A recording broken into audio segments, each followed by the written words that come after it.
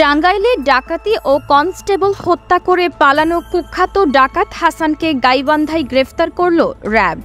বিস্তারিত দেখুন অগ্রযাত্রার বিশেষ প্রতিবেদনে।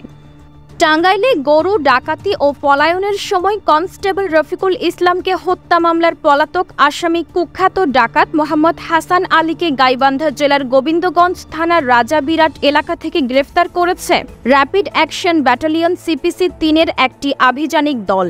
র্যাব ৫-এর পাঠানো এক প্রেস বিজ্ঞপ্তিতে জানানো হয়েছে, ১২ই জুন রাত ১১টা ২০ গোপন সংবাদের ভিত্তিতে অভিযান চালিয়ে রাজাবিরাট এলাকায় শ্বশুরবাড়ি থেকে মোহাম্মদ হাসান আলীকে গ্রেফতার করা হয়েছে। তার বিরুদ্ধে টাঙ্গাইল সদর ও যমুনা সেতু পশ্চিম থানায় ডাকাতি ও পুলিশ হত্যা চেষ্টার ২টি মামলা রয়েছে।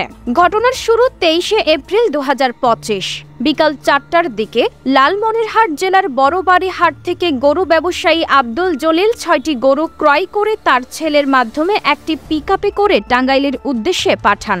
রাত আনুমানিক ২টার দিকে টাঙ্গাইল সদরের এক এলাকায় ৭ থেকে ৮ জনের একটি ডাকাত দল গাড়িটিকে থামিয়ে অস্ত্রের ভয় দেখিয়ে চালক ও ব্যবসায়ীর ছেলেকে মারধর করে গরুগুলো লুট করে নেয়। পরে তাদের ঝোপে ফেলে দিয়ে গরু বোঝাই নীল রঙের পিকআপ যোগে ঢাকামুখী রওনা দেয়।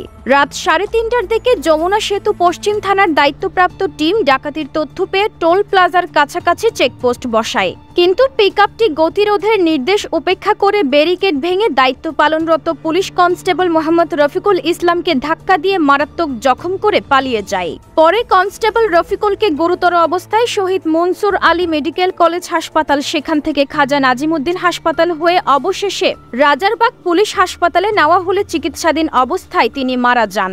ঘটনার পর গরু ব্যবসায়ী ও দায়িত্বপ্রাপ্ত পুলিশ কর্মকর্তা পৃথকভাবে ডাকাতি ও হত্যা চেষ্টার অভিযোগে মামলা দায়ের করেছেন। মামলার তদন্তে মোহাম্মদ হাসান আলীর সংশ্লিষ্টতা পাওয়া গেলে তাকে গ্রেফতারে বিভিন্ন এলাকায় অভিযান চালায় র্যাব। র্যাব জানিয়েছে, জয়পুরহাট জেলার কালাই উপজেলা থেকে পালিয়ে গাইবান্ধার রাজাবিরাট এলাকায় অবস্থান নেওয়া হাসানকে গ্রেফতার করা সম্ভব হয়। তার বিরুদ্ধে আইনানুগ ব্যবস্থা গ্রহণ করে সিরাজগঞ্জের যমুনা সেতু পশ্চিম থানায় হস্তান্তরের প্রক্রিয়া চলছে। এ ঘটনায় জড়িত অন্যান্য ডাকাতদের ধরতে র্যাবের অভিযান অব্যাহত রয়েছে।